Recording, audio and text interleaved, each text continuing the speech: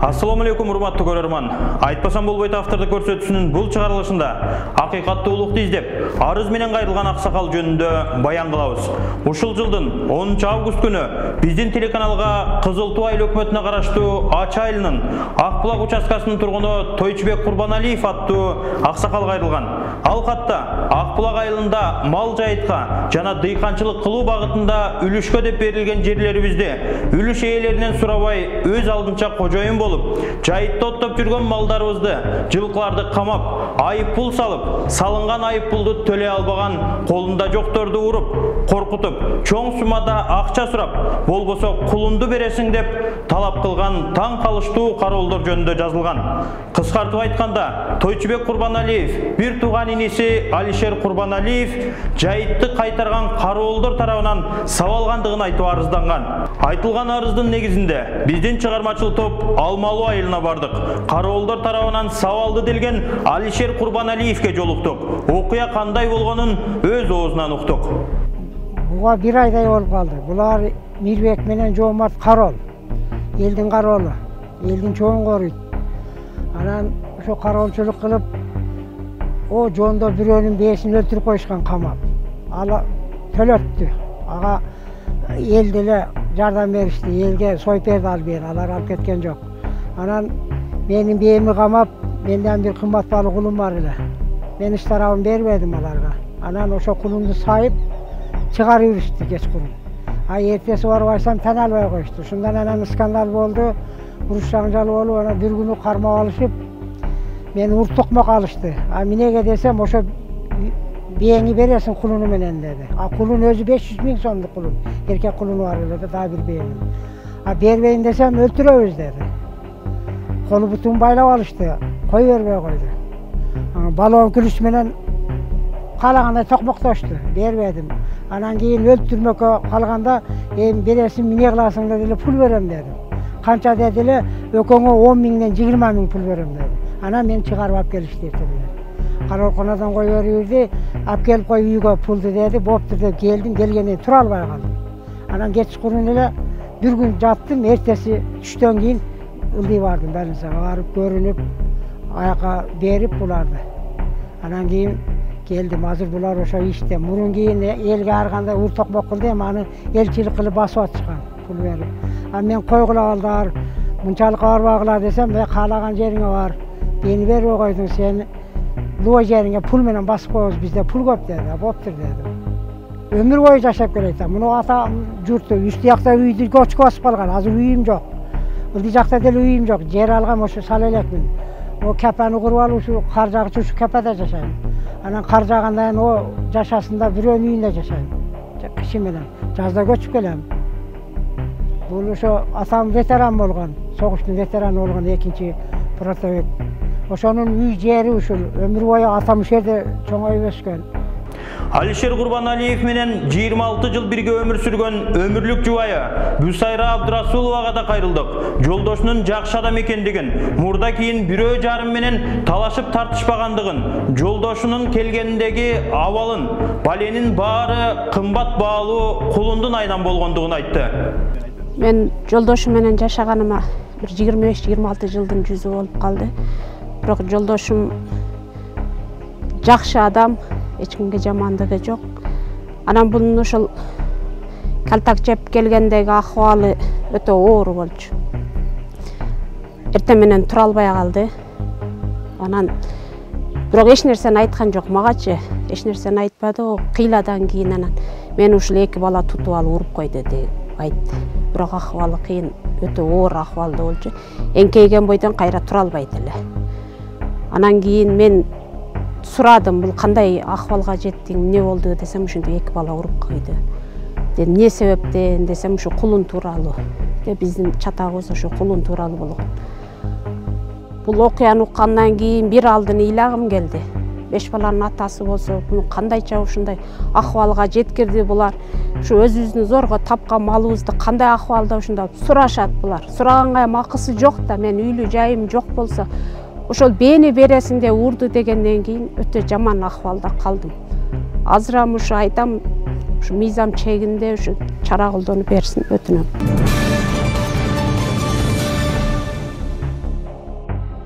Акбулак айылынын айыл башчысы Нурлан Кочкоров жаңжал малдын айынан болгондугун, элдин үлүш жери менен мал жайытка деп бөлүнгөн жерди тосуу максатында атайын элдик жыйын өтүп, анда кароолдор дайындалгандыгын, кароолдор жайытка кирген малды камап, айыппул салса ага нааразычылыктарын билдирген, айылда кадимки көрүнүш экендигин, аксакалга кол көтөргөн кароолдорго түшүндүрүү иштерин жүргүзгөндүгүн айтат.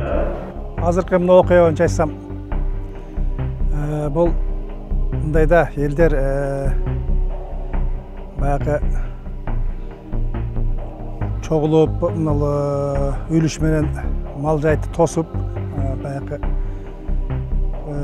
жылда эле баягы бизде мал өтүп кетет, ушундай бир немелер болуп турат да, көйгөй маселелер болуп турат да. Анан ушулар тосуп, анан баягы элдер да кыйналбасын, берки малчылар да кыйналбасын деген бир инициатива көтөрүп быйыл ошо немелер чыгышты эле, ошо балдар ушу тосуп берели дешти эле да, ушул жактачы. Баягы эми мына кароол иштеген балдарчы. Тосуп берели деп, ушинтип элдик чогулуштар болуп, ошо элдердин көтөргөн инициативалар да буларчы. Элдер неме кылгандар. Анан ушул маселелер боюнча ошо иш неме болуп атат эле да, ошо тосуп, кичине жерлерди тосушкан бир 4-5 метрдей. Анан баягы эми бул да баягы жаңжал малдан чыгат да. Малдан, мал өтүп кетип, алар камап, анан кийин баягы штрафын төлөй десе, штрафын төлөшпөй, ушундай бир жаңжалдар эл арасында болуп турат экен да булар. Анан ушул биздин маселелер ушу эң башкы маселе ушул тосойлу дегенбиз ошол баягы неменчи. Аларга эми биз мисалы бирөөлөрдү барган немени ургула, неме кылгыла дебейбиз да биз. Жок, просто таанышып бардыгы менен сүйлөшүп атабыз. Сүйлөшкөндөн кийин бул туура эмес, бул кандай иштесеңер деп алардын алганда туура эле эмес. Аталган айылда 8 жыл жайытты кайтарып, кароол болуп иштеген Алип Жумабаев деген аксакал болгон окуяга мен да пикиримди айтайын. Бул жерде башкы маселе кароолдордун каалагандай кадамында болуп жатат. Мен да 8 жыл кароол болуп иштедим, бирок бир да киши менен каршылашпадым. Бул кароолдор кароол болуп дайындалганынан көп өтпөй эле иши конфликт менен башталгандыгын, жайытка кирген койлор үчүн 5000 сом өлчөмүндө айыппул салынгандыгын айтат. Мен башынан айтып берейин, мындай уруксат берсеңиздер. Бул айыл тынч эле жашап аткан айыл. Анан кийин кароол шайлачу элек, мыйзам чегинде гана кароолканага камап, анан кийин бергенин алып, жанагындай кылып эле элдер менен жакшы мамиле. Мен мисалы үчүн 8 жыл кароол болдум, соттошконум жок, мушташканым жок, элди кызын сөккөнүм жок, баласын урганым жок, башка кылганым жок. Берген пулун алып эле чыгарып аттым. Анан кийин булар быйыл өздөрүнчө уюшуп, булар жоро. Анан муну айыл башчы баш болуп, ушуларды шайлай турган болуп, булардын немези айткан элден сураганы, оноо жерлериңерди берсеңер, биз кароол болуп 5 жылга договор менен берсеңер, ошол чөбөрөктү коруп берели, ошол жактан сатып, сетканы тосуп, ошол жерди 5 жылга бизге бергиле деген сунуш киргизди. Элдин жарымы макул болду, жарымынан көбү макул болгон жок. 80% макул болгон жок жер үлүш беришке. Анан мен личный мен айттым. Карасаңар жөн карагыла, жерге асылбагыла, бир сотик болсо да бизге керек дедим. Анан кийин элдер мени жаман көрдү. Мен эми биз көп бир тууганбыз, көп бир тууганга көп жер тийген. Үлүш да. Анан кийин башы ушундай болуп, кароолчулукту булар элдер макул болуп, атасы Ормошев Кубаныч бул протокол жазып, толтуруп, жанагындай кылып элдерди чогултуп өзүнө караштууларды да. Анан кийин баягы 45 адамдын үлүшүнөн жашоочулардын 18'i кол коюп берди, жерге макулбуз бердик деп. Калган 23'ü берген жок. 23'ü бербей, мага окшоп азыр өздөрү пайдаланып атат. Ошондон баштаганда бул кароолдук немени эл демек шайлаган жок, өздөрү суранып шайланып атат. Өздөрү бизди койгула, биз болойлу, биз мынтебиз, биз антебиз деп болушту. 16 апрелден баштап кароол башталды. Кароол башталып 16 апрелде мен мунун белдин ар жагында башка айылда жашайм, атам ушул. Эки атанын балдарыбыз, бир тууганыбыз бардыгыбыз. Ошол жерде мынау Өмөшүп Мээрбек деген бар. Ушул менен оно жерде Токур деген баласы акыл барып, мен жайып турган койду чөбөрөктө эмес болчу, чөбөрөк 5 сантиметр өскөн эмес болчу. Жакалап алиги Мээрбек деген.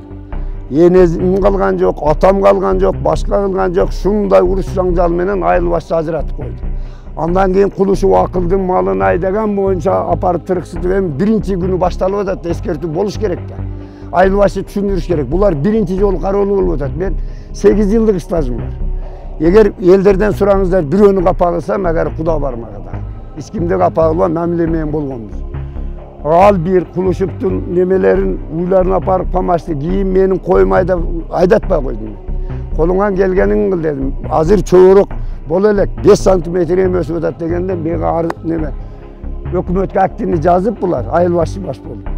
Анан кийин акыл экөөбүздү, ошо кулушуп акыл экөөбүздү өкмөткө берип, жанагы айылдык соту бар экен. Ошол жерде бизге 5000, мага 5000, ага 10000 неме салды. Салык салды. Төлөй турган болуп чыгып келдик. Булардын кылган иши, быйылкы кылган иши бул 80% туура эмес да. 80-90% туура эмес. Жашоочулардын жерин алып алып, чөбөрөңөрдү коруп беребиз деп, малы барса 5000 бересин, 8000 бересин, 20 кило куру тапке, 15 кило куру тапке, bir çelek may apke, palança min son pul apke deydi. Ошо жондо bir айылдаш ошо правдалык жылкычы жашаган. Анын жылкысын алып келип камап отуруп, "Ey бергиле, азыраак тыйыным бар" десе, бербей 18000 акча алып келесиң деген. Анан ал билгениңерди кылгыла деп кетип калгандан кийин бек кулунду бооз бе өлөт. Өлгөндө эл гарчылык кылып эл көтөрөт. Булардан bir тыйын, 1 кило go'sht деле албайт, 4 кароо. Bir жанагындай 1 сом пул деле кошпойт. Эл көтөрүп, эл төлөп койду. Андан бул кийин бул алиги мен айыл башчыга айттым, "Ey, onu жайлоону эмне тостуруп атасың, малдын жайытын." Десем, "Ya эми алыбака мынягын андайгылар мындагылар" деп буян бурмалап сүйлөп койду. Булар алигиндай да. Мындай ачыгын сүйлөп, эл менен иштешкенден кийин, чоорок элдики болгондон кийин тоспош керек мал жайытты. Границаны тосsun. Men ayткам, мынаудан мынагын коруч элек кой. Men 8 жылдан бери кароолдо мынаудан мынагын коруп аттым. Булар өзүнүн пайдасын кылган. А жерде адамдардын жерилиши бар экен дейт. Bir sotик жок.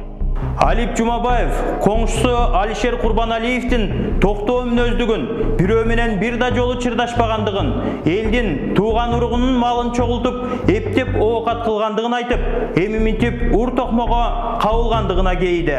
Bunun жашоосун көрүп атасыздар. Bir капада үйү жок. Оноо бала менен bir тырмактагы кыз бар, ана бала аркаңарда турат.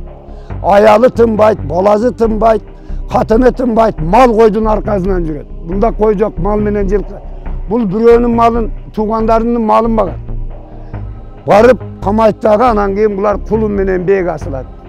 Ananın janagınday olup turup, anan bunu kolun arkasına alıp ökölö urat. İş jagын ezet da. Bagı milisiyeski oput bolot. İlgerki Soyuz malında betinen bilinip kalat, mınagın ezeyli dedi. O ilgeri bolgonda bul. Anan keyin эми бул алиги күзүрлүк, жанагы тартипсиздик болбойт да негизинен. Бизден мыйзам чегинде жооп бериш керек. Мен кылсам, мисалы үчүн бир нерсе жаманды, мен мойнум менен жооп берем. Мисалы үчүн ар ким өзүнүн укугуна ээ да, туурабы? Эмне үчүн жашап жүрөбүз? Бизге Алла Таала төлкү биз жашай турган гана өмүр берген. Кайра туулуп, кайра жаңыланбайбыз да. Ынтымактуу жашасак болот. Элди тоготпогону, элдин пулун амалып, anan keyin sabah hazır ошо 18 adamdın ошо жер үлүштөрүн алган, bak kol koygondорун alıp presletip пайдаланып атышат. Bulardын ою башка. Быйыл өзүнүн пайдасына кылып атат да, кыскасы эл үчүн. Эгер эл үчүн күйө турган азаматтар болсо, ылдый жакта угуп атабыз. Мечит салып атат экен, көпүрө оңдоп атат экен, жакшынакай бир нерселерди коюп, эстеликтерди коюп эл үчүн кылып атат экен дейт. Kılsınçı pazarlısta çöntөгүнөн bir 50.000'den beri 50 setke alan 100 setke alıp versin 2 karol. Biz 5, 10'dan alıp veremiz, tosula toşacak. Buga hökümet mizam çeginde жооп берген emez. Bu hökümet bilbeyt bunu. Minerdeki ayılı başçı anayım karollarına hiç kim жооп берген emez toskonga. Hukuku yok toskonga bulardın. Tuğrazın ölüp ketip atkandan tuğrazın süйлөшүбүз керек. Bizge Allah kança ömür vergeni kim bilir? Tuğra Alem kılganımız onu balanın sorluğunun, kolun, usulun minezini uğrat. Eki oğlum baylap alıp anayın içini ezip, janagında kılıp, özünün aytımı mına. Mesit, ekspertiyadan dele kagazı var eken, büt tartıp, özü kapada jaşayt, ananlar kararlı. Bu mart, aprel aylarında göçüp gelgende жаңбыр, kar жağganda kiçinekey nevrez var. Munolar üşüp kaltırıp atkanda biz peçke jagıp oturduk. Akırı büyüş gerekte. Je ılgıjakta bir jayı yok, je bir yerde jayı yok. Özü jamandığı yok muno balanın 1 gram. Maldın arkasından katını jugurip atkan, kızı jugurip atkan, balası jugurip atkan. Bu iş bütüp bütpey atıp, andan keyin keminde 5-6 jolugamadı. Akırı men barıp ayttım çıday alбай. Kanday adamsızdarsыңар. Bu жаңжал çiri жоқ çıkarbaysыңар dedim. Ona o gelin koronun yanında turgan eken. Cinim gelip bardым da atça. Deyt bular bunday anday. Bular şılto kılış gerek de. Ali жаңжалдан kiyinkizi bu. Jönele aydap bir yerde bular karagandan beri bıyılkı жылы karoldur karaganda bir de esperse çip ketken жоқ. Oşolle toyut, oşolle çöp. Allah berse alabız. Allah berбесе albayбыз. Misal üçün. Allah'dan paviske gelse bugün ham alıp kete beret oyaka bizde. Arpandan. Uşunu bir mizan çekimde karap durup jakşına kaygılıp çeçip koysa bolar. Emin bulardın vapşe jamandığı жоқ da elge dele. Özümen öz zorgo tirikçilik kılıp жүрөт. Muna. Oturuşu onu bıltır tın ele. Bu yıl çöte oşondan keyin aksabam atat. Aksab muna çöpçarların görüp otasыңар. Elder olsa birinci orun bedezini orup büttü. Bunu kıcatat canım jartılay. Oralbay atat. Bunun şartı şunday. Men bilgenim şu. Алишер Курбаналиев мени ур тепкиге алды деген жайытты кайтарууга шайланган кароолдор Мээрбек Омошов менен Жомарт Теңирбердиевке да жолуктук. Алар өздөрүнө карата айтылган айыптоолордун жалган экендигин, айыл өкмөт буйрук менен айыппулдун өлчөмүн бекитип бергендигин, 1 жыл коюлуп аны эл төлөп бергендигин айтты. Элдин чоругун кайтарабыз. Ошо нарак биракта мал келип 10 жылдан бери эч ким чогула алган эмес. Ошо быйыл биз чыкканбыз. Ошо Ал жерден алган чөптү эмне кылуу максатында? биз чорок менен жайыттын ортолугун тосуп берүү максатта чыкканбыз. Канча жерди тосуп жетиштиңер? 400 метр ашык тоздук. Биз андай сабаган эмеспиз. Малдын ээси акча бербесе акты жазып чыгарып атканбыз. Буга чейин бир бейини өлтүрүп алган экенсиңер алчы. Ал коргондон чыккандан кийин 1 күндөн кийин өлгөн ал. Биз уртукмакка алган эмеспиз. Акыркы ушул болгон окуяда ушул кишинин бейисин бересиң дегенде талаптарды коюнга чамбы? Жок, андай талап болгон эмес. Бизде ошо өкмөттөн буйрук чыгарып берген. Ар бир жылкыга жылкы башына 1000ден, уй башына 500ден, койго 300ден болчу. Аны биз төлөгөн жок. Аны эл чогуу төлөп берели деп төлөшкөндө эл мойнуна алган. Өзү негизи биз өлтүргөн эмеспиз, анча коргондо өлгөн эмес да, коргондон чыккандан кийин. Алишер аганы мисалы урду деген күнөөнү мойнуңа аласыңарбы? Ал жалган. Тийген эмес. Биздин каналга инисинин сабалгандыгын айтып арызданган Тойчубек Курбаналиев 23 жыл Акбулак айылында жашап, эл катары өзүнө бөлүнгөн жерге эгин айдап, мал баккандыгын, шартка жараша айылдан башка жака көчүп кеткендигин, ал жактан келип кетип, эгин кылса эмгеге акталбастыгын, айылдаштарынын жайытты тосолу дегени жакшы ой экендигин, болгону бир тууганын ур токмокко алышканы акылга сыйбас иш экендигин айтып кейди. Бұл айылда мен 23 жыл өмір ушул жерде өткөн. Бирок Кызылтай өкмөтүнүн жаранымын, Кызылтай өкмөтүнүн элимин. Ошол жактан бизге жер бөлүнгөн. Кайракы жер, кысыраңы, чорок, мал жайыт деп. Анан мындан 10 жыл мурун келип бул жерге эгин экчилек. Семичке нокко тегип жыйнап кетчилек. Андан кийин ошол жерлерибизди пайдаланганга барып келип эгиндерди алып кеткенге актабай калды. Актабай калганы менен аштан биз башка иштер менен болуп, бул жакты калган да эми, калган.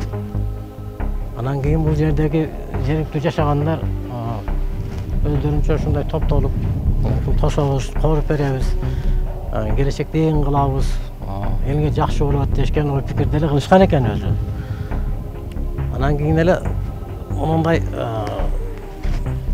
жылкылар бар эми, түшсө камап, штраф сурап, чоң суммада штраф сурап, же квитанциясы жок, же башкасы жок. Ушундай кылыш анан бербейм дегендерди кармап алып, onu өктө карап, өзүнө туугандар. Тикосуна салып алып, буна берин аркасына энип барып уруп, беришке мажбур кылган да. Сёткага тартышыптыр мына. Арыздансаң көрөсүң, эң биздин колубузда. Калсак жок кылабыз. Эге арызданбайм деген деп, ondan ilevz alıp sotkaya tartıp onu. Kolu butun baylap vurup. Bizge tura gelbey kaldı ebe ama ançalık var başka ne göre de. Hakikat tut izde onan tura geldi. Kendir biri vardır akır biri. Ançalıkka var baş gerek de.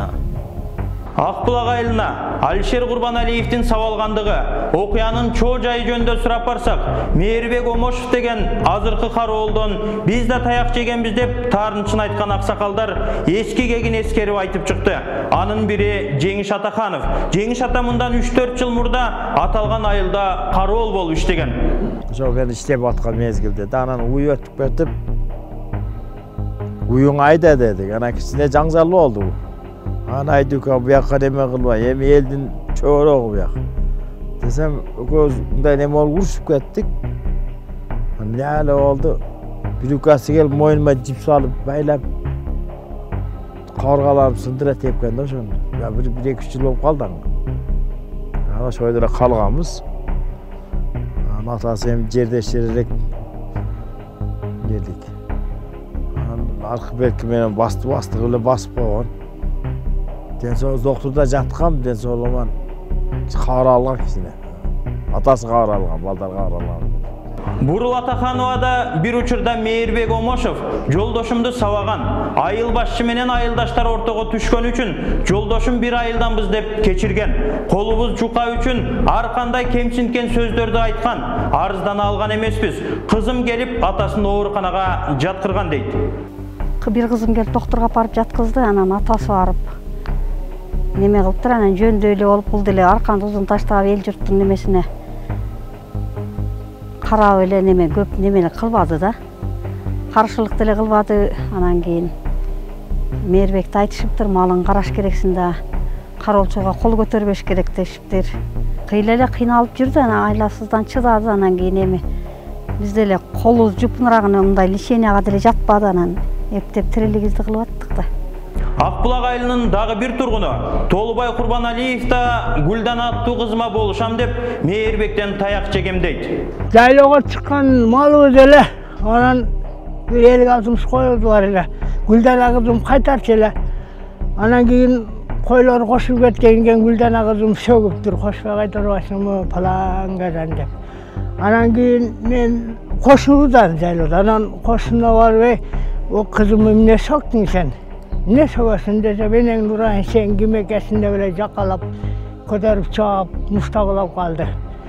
Anan onu o kılıçmenen savunum olası suyun tayı karap duruyordu ıstala ökü. Anan bir malda kılıç odar öldü beni. Üstümen, Mээрбекti. Odar ödelenen turup gittim. Anan şalkılda başım orup, üydün canına gelip yatıp kaldım. Birer yarım saat jattım, anan keyin uyga girdim. Anan apası çolpon barıp, hem koygula baldarda oşondan 5-10 gün jatıp turup kettim. Мээрбектен таяк жедин дегендердин дээрлик бардыгы аксакалдар, же турмуш шарты оор делген үй бүлөлөр. Арыздангандардын арызын уктук. Кароолчулуктан чоң муштумга айланган Мээрбек менен да жолуктук. Мээрбек деген бул ысым айылдагы алсыз аксакалдардын жүрөгүнөн жылуу орун тапкандай. Бул жигит да ата тарбиясын алса керек, атасынын алдына баралы деп үйүн издеп таптык. Барсак Мээрбектин атасы Турусбек Омошов деген аксакал ажатабыз чыкты. Атабызга окуянын чоо жайын баргандагы максатыбызды билдирдик. 55-теги аксакалды уруп коюштур. Эми ушуга сиз ата катары сиздин көз карашыңыз, балаңыз айтылган пикирге сиз эмне деп жооп бересиз? Эмиге мен муну үйлөп жайлап үй салып бөлүп койдум. Мен мунун юкалары менен башка да мына өзү билет. Бала чакаларды үйлөп жай алар менен азыр колумда бир да бала жок, баары эки жакта. Ал болсо бөлүнгөн ошо өзүнчө тирлик кылат. Билбесем мен муну айтканда айткам. Досум, мен билбейм десем менден көрөт да. Sen de men bilbeyim dedim dostum. Bölüp koyганыма канча жыл болду. Мына көз классташ болот. Бирок ата катары аталык сөзүңүздү айтып турасыз да бала. Ошо мен айтам, мен бирөө мени уруш демек белем. Уруш дебейм.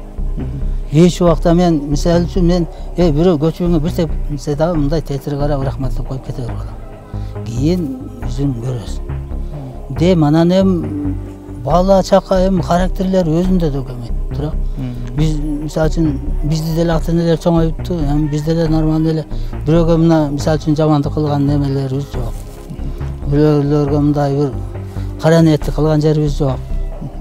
Эми ошентип эле неметип жүрөбүз, анан эми биз болсо өзүбүздүн тирлик менен өзүбүз алышып атабыз. Ооба, ар бир ата эне баласын жаман жолго тарбиялабайт. Балам жакшы болсун деп тилейт. Турусбек ата балам 33-кө чыкты. Аталык милдетим деп үйлөп жайлап, үй салып бөлүп чыгарып койдум. Эми деле баламдын иши үчүн менин жооп бергендигим туура болбой калат. Кароол болом дегенде эле эмне кыласың деп каршы болгом дейт.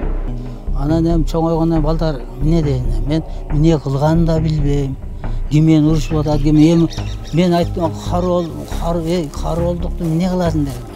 Эмне кыласың? Бул эң крайний нерсе да болом десем, эл коюп атат. Өзүм билем, 33-кө чыктык, мен эмне кылышым керек? Же дагы деле шерандан башка отура беришим керек. Өз калган жагына куш да, эркин куш. Мен тыюу салбайм бирине дедим. Мына балдарым азыр Россияда экөө жүрөт. Кыздарым өзү менен өзү эмне кылышым керек?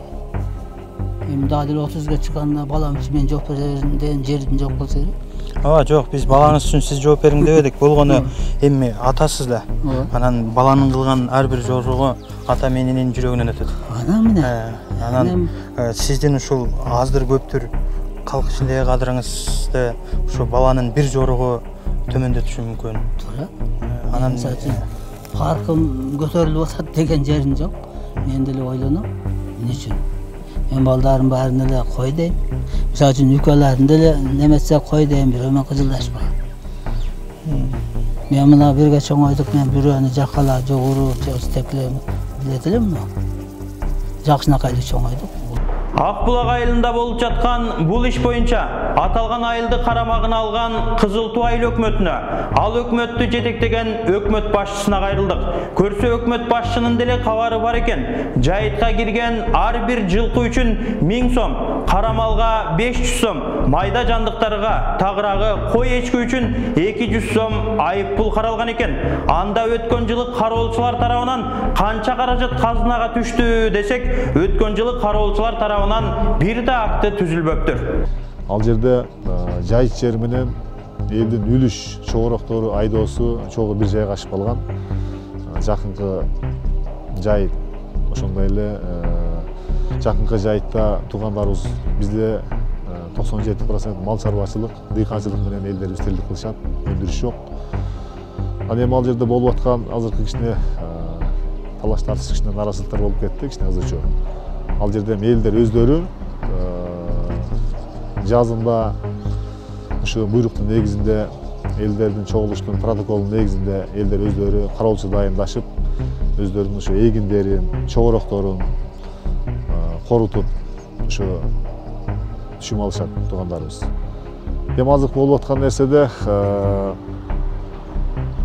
эми кичине түшүнбөстүктөр болуп атат. Кылган кароолчулар кокус мыйзамдуу иш алып барган болсо, мыйзамдуу иш кетет. Мыйзамсыз иш кылган болсо, ал мыйзам чегинде жооп берет.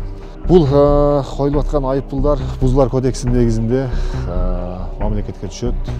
Ал эми ошо элдин чогулушунун протоколунун негизинде, өздөрү элдин чогулушунун протоколунун негизинде мерте жазда малга мынча, койго мынча деп элдер протокол түзөт, ошонун негизинде айыппулдарын салышат. Корукчулардын негизинен өткөнкү жылы ал жерден корукчулардан акты түзүлгөн жок, былтыркы жылы. Быйылкы жылы азыр эми аксакалдар соту биздин ошо айыл башчылар, орун басарлар иш алып барып атышат. Эки адамдын ортосунда чыр чатактын болушу бул табигый көрүнүш. Бирок алардын кимиси туура же кимиси туура эмес экендигин аныктап тергей турчу атайын орган бар. Биз ошол ишти тергеп жаткан тергөөчү менен жолугууну кааладык. Бирок иштин тартибине ылайык Жалал Абад областык ички иштер башкармалыгында атайын маалымат берүүчү кызмат бар.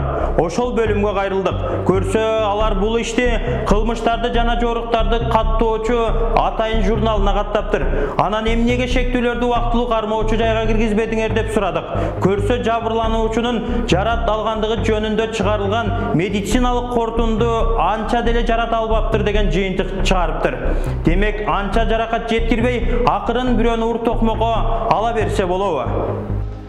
2020 жылдын 7-июнь күнү Сузак районундагы айылдардын биринде 1964 жылы туулган жаран өзүнүн айылдаштары тарабынан сабалгандыгын айтып милицияга арыз жазган.